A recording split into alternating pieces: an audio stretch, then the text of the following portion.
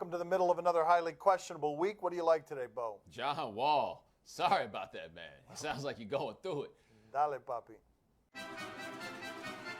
Did Phil make things worse with LeBron and Melo? He didn't make them better, and if you're not making them better and you're still talking about this, then you are making it worse. Here's one of the things he had to say when asked if he would talk to LeBron about it, maybe offer an apology. Nope, it's water under the bridge. I don't think there was anybody hurt or harmed in this situation. I think LeBron's friend obviously had an issue with it, so we just let it go. It's not enough to talk about it. That one sentence, I don't think anyone was harmed or hurt, when LeBron never reacts the way that he did, telling you that his friends and he were harmed and hurt, is him again dismissing LeBron and his friends. He also decided to get involved with Melo on this one because he never seems to say the right thing about Melo. He says that Melo holds the ball too long, that if you hold it for longer than 2 seconds, that you help the defense, ignoring the fact that Melo's been stuck on a bunch of teams since he got there, where he looks around and says, why would I ever give the ball to these other guys? So yeah, maybe Melo can work on that, but you don't need to tell us that. You didn't need to tell us any of these things because those other guys, they can't hear you and they do care. Well, you know, Melo and LeBron, they're playing tonight, so, I mean, LeBron might want to stick it to Phil. You know, he might go for Brook tonight, 50, 60 points, and don't forget Melo, you know, he might want to get back to Phil, too. He might hold that ball for about 5-10 seconds in every play. The LeBron thing, though, I do fully expect him to put up a triple-double or 50, one of the two. And I do expect Carmelo to hold it for longer than 5 seconds just because. Bigger deal, John Wall scoring 52 or criticizing his team? You might be thinking, why would John Wall have to criticize anybody after scoring 52 points? Because they lost to the Magic, man. They lost to the Magic. And John Wall looking around, realizing, yes, this is the franchise that hasn't won 50 games since the 1970s. He's stuck on this ship, and he's a little tired of it. I mean, our job is to wake up and just play hard. I mean, before you made it to the NBA or got any college scholarships, you played hard every day to get to where you wanted to. And to still be talking about playing hard, that's something that you should be able just to do waking up.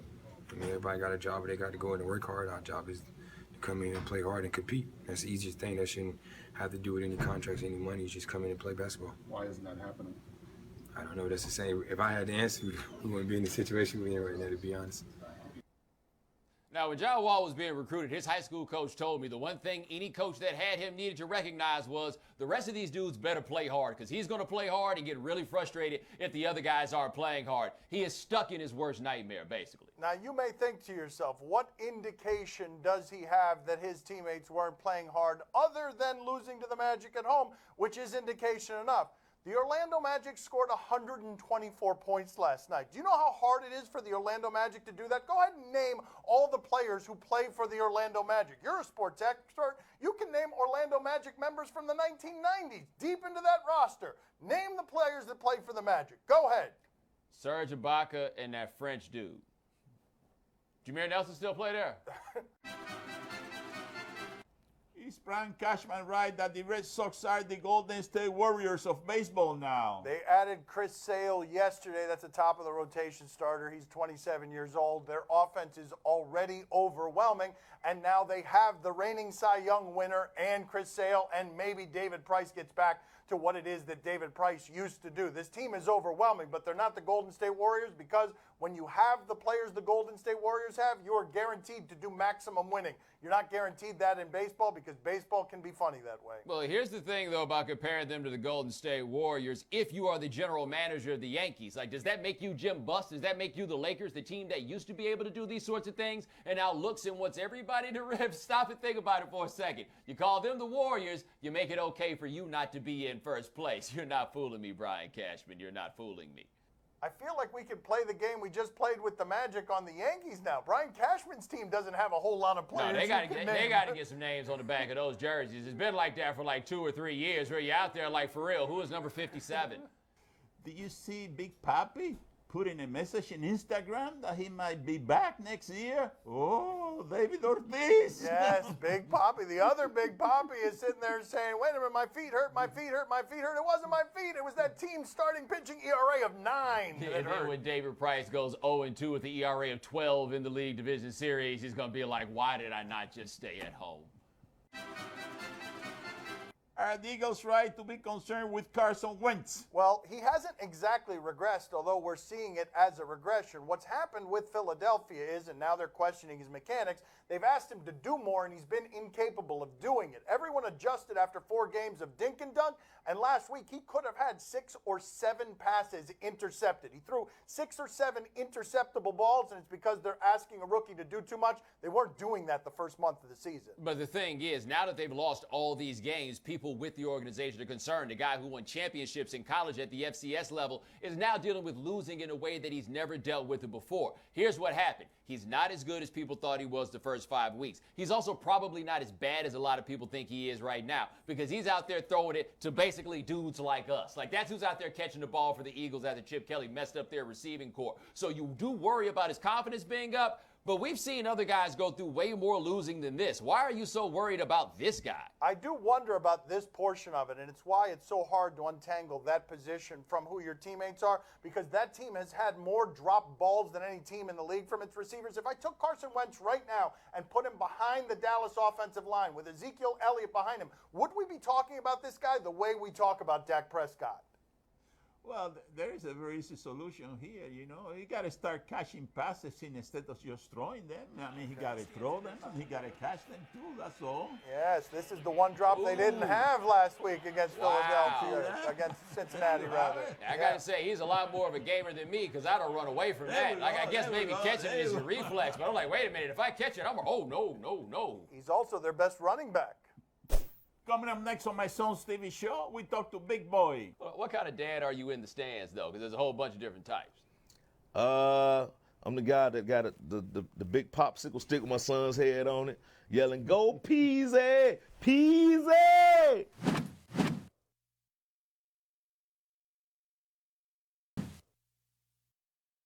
Joining us at the beach today is Big Boy. Daddy Fat Sacks, his album Big Grams is available now. Let's talk to him.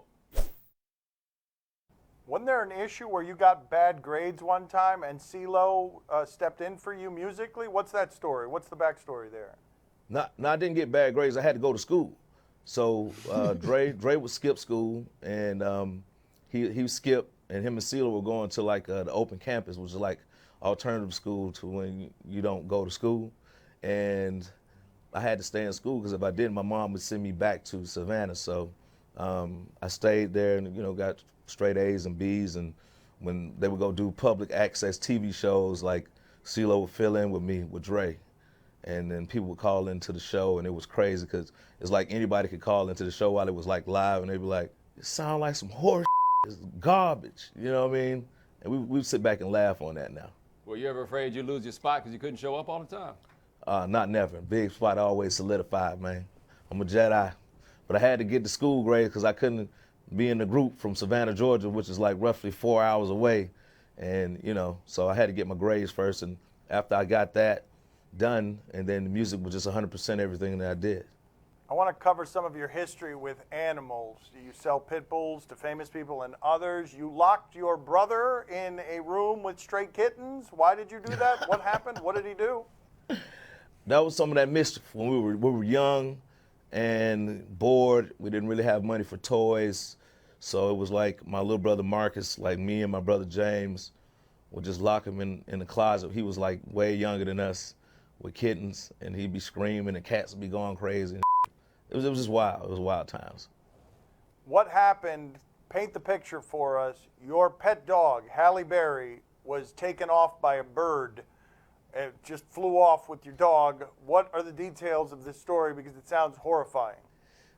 Well, I was out of town at the time, and my kid's nanny, my wife has a Yorkie, and the nanny let the dog out, which she wasn't supposed to let the dog out because I stay like not far from the Chattahoochee River, so you got wolves and all kind of wildlife out there, and she let him go outside, and the bird came and swooped him up, and we never found him. So small dog. I mean, you laugh about it. I'm sure the family's not laughing about this. This sounds like a fairly traumatic thing. How small a dog was it? It's a teacup Yorkie, so they get it like 4 or 5 pounds maybe. Yeah, it's a meatloaf. But it's a meatloaf in the wild. Yeah, That's the problem with that. So I ended up getting my wife. She got 260-pound Rottweilers now that can't be lifted off of the ground, and they live in the house. And they're great family protectors. One name is Chopper, the other name is Fat Fat, and they're like my wife's babies, and they protect my family for sure. Well, what's a lesson that you learned somewhere along the path that you are most about these days, where you want, when you talk about that stuff with, imparting wisdoms or opportunities on your family, what's something you've learned along the path that you want to make sure follows you? One thing that I learned is to be hands-on with my children. I got 2 sons and a daughter, and that's, aside from all the musical accolades and the celebrity and everything, one of my most proudest accomplishments is being there for my kids. And, like this whole football season, my son plays for Woodward Academy, and he's a freshman playing varsity. I took every Friday off of this whole football season, so I caught the whole football season. He played JV and varsity, and it was just good just being a parent in the stands and seeing my boy tote that tomato. We call the football that tomato. He tote that tomato across that line and playing special teams and whatnot. And when he was JV, I think he might score about 6-7 touchdowns, and he scored his first varsity touchdown this year. So we just got knocked off by Cartersville last week by the #1 quarterback in the nation. They call him Sunshine. He's pretty amazing. But, I mean, we was on him, though. We had him. What kind of dad are you in the stands, though? Because there's a whole bunch of different types. I'm the guy that got the big popsicle stick with my son's head on it, yelling, "Go Peasy! Peasy!" We call his name Cross, but, Cross Patton, but we call him Peasy. So I'm one of them dads. Like, make some noise, everybody get up. Yeah. Do you light up the referees? Do you light up the coaches, or it's just support? Not just support. I mean, one time I did go down there and talk to the coach one time. He was cussing my son out, and I just wanted to know what particular cuss words he had said. I just wanted to make sure it was something he had already heard before. How'd that go? How did that one go? I want to hear how that. I want to hear how that one went. No, I just walked down there. I was like, "Excuse me, coach." I said, "Well, what you said to my son?" And he told me. I just walked away. My father's got something for you, big boy. What do you got, puppy? Hey, big boy, was it hard to move your daughter Jordan in college this fall? No, it wasn't hard. I had my uncles help me move her down there, and it's not far from Atlanta. She goes to Auburn, so it was pretty cool. It was pretty cool, man. Definitely. Well, I had a rough time. I had to move him to his new place by myself. He wasn't there. I didn't get any help. He did it by himself. It was at the beach. Thank you, big boy. We appreciate it, sir. For sure. Gracias, big boy. Peace at it. It's the MI Crook letter. Ain't no one better. And when I'm on the microphone, you best to wear your sweater. Cause I'm cooler than the polar bear's toenails. Oh, hell, there he go again talking that Ben. Corners like I was a curve. I struck a nerve. And now you're about to see these other players serve. I heard it's not where you're from, but where you pay rent. Then I heard it's not what you make, but how much you... Highly questionable is broadcast from the Clevelander Hotel on beautiful South Beach, Miami.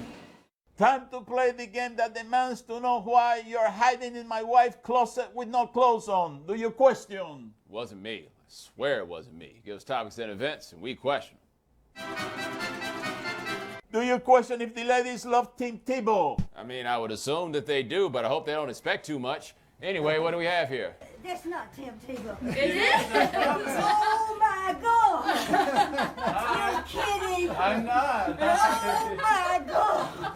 Oh, you How don't are you? know how much I prayed to meet you. Please don't pass Oh out, my Ray. God! You're kidding me! Was this worth it? I can't believe. Can I kiss you? On a scale of 1 to 10. Oh, hold on, no. She's going after Tebow. You saw that? I love Robbie, and I love all your family. Thank you so much. Prayed for you for years. Thank you. I don't know how much all the ladies love Tebow, but I will say this to this lady. Shoot your shot, ma'am. You got nothing to lose. Worst thing he can do is say no. I feel like my father would behave the same exact way around Tim Tebow in every respect. Hey, Tim, I got a message for you. Stick to your own age, you know. Leave the old ladies to me. Wow, that was unpleasant. What happened there? What was that? Do you question whether this was a catch? I thought that question was about me. Are we talking about football? What kind of catch are we talking about? Fish, football? What are we talking about? Oh! Yeah, that's not a catch. No. I did not see a football move. No, that is incomplete. That's Earl Oh! Thomas. Earl Thomas. Look at that. Get off me. That kid took that better than I would, because somebody would have to explain to me why that was allowed to happen at that age. Come on, man. You're supposed to be looking out for me. And, by the way, the dog recovered the fumble if it was a catch. Yeah, but the question is whether that dog can play the outfield. Oh. That's right. We got a dog that plays the outfield. There we yeah. go. Yeah. A lot of range. I feel like his positioning is a little bit off, though. Wait a Oh, minute. Is he about chase that to... guy. An Yow. excessively rough tag. Do you question if this baby has a future on our show? Got a sneaky suspicion his kid's going to hit somebody. Sneaky suspicion his kid's going to hit somebody in the jump. Let's see.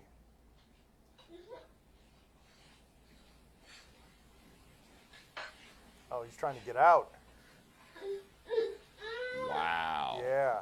This is talent right here. You got to think about it with kids, though. Like in that position, he's been sitting there all this time with nothing on his mind but figuring out how to get out of there. Uh-huh. He seems to have figured it out. Well, Nice work.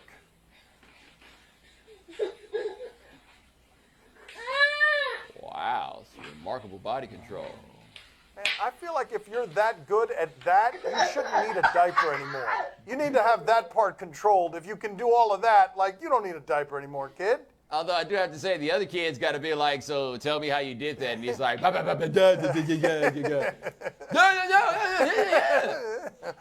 or is he like, nah, wait a minute. Oh, wait a minute. Wait a minute. That's not even the most athletic baby. Look at this guy here. Oh, yeah. Where'd we get that baby?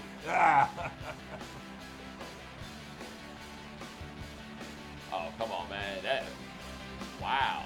Come on, that's not a baby. That guy's like 40 years old. There's also some serious insufficient daddying going on where you're filming this as opposed to chastising that kid and telling him to keep his feet on the ground. You'd be surprised. And it's about to be some Punky Brewster stuff in a second if you let the door close. You know, when Dad was a baby, we had to put a lock on the fridge. Yeah, I would do some of that stuff. I was just thinking that. I'd undo that lock with my teeth. You should have seen me. You know damn well you wasn't doing no pull-up to get into that freezer. Yeah, I was. You don't know how badly I wanted that ice cream. You might have had something for the Christmas. I wanted that ice cream. Man, that pistachio he was trying to hide from me, I'd get up there. Time to play the game that is crunchy on the outside and soft on the inside. See or no? Tell us what's on television tonight. Today's the day he says no. Today's the day. On ESPN 3, Idaho State and Wisconsin. There's an ESPN 3? I should probably know that, right? That's like on the internet, right? It's ESPN 3 on the internet? Okay, that's my bad for not knowing that. I'm sorry. In a recent Wisconsin game, though, somebody committed an egregious act of floppery. Let's watch that here. On Latin. Might have got away with now the foul comes. I think Mike Eads was going to wait and see if that was going in or not. So people can see just how bad that is right there. Oh, wow. Yeah, that's pretty bad right there. It kept a straight face. Well, one of them kept a straight face. The guy from Wisconsin did not keep a straight face. That is not a straight face. Bomani, are you intrigued? Shout out to Nigel Hayes with that. I'm a poor college student who can't afford to go to the barbershop anymore and get anything more than a line haircut that he's got going there. He's pushing his cause through his follicular expression. Poppy, are you intrigued? Say no. I dare you. Say no. No, see, I'm very intrigued. Listen, Idaho State has only won one game all year long, but I'm telling you something. They got a player there from Chile, Latino player by the name of Gino Lisciando. You know, that guy, he's averaging about 12 points a game. But tonight he's going to go for broke. Tonight he's going to go in for at least 25 or 30 points. Gino Lisciando. That's the name that you'll never forget. It's also a name you barely remembered. I think there's a certain irony to that. Well, it's also a name that I think he said differently the second time than he said it the first. On the Yes Network, Nuggets and Nets. Why? What? All right, let's just check in with some Jamal Murray highlights. Let's see if we've got a highlight of him. 64-63. What was that? All right, that's 2 points is exactly what it is. Not the most efficient of shots, but all right, good work by him. Nuggets basketball, ladies and gentlemen. The play design. Pretty good defense by Embiid. First points of Guy back there for the Nuggets wanted 3. I mean, it should have been 3.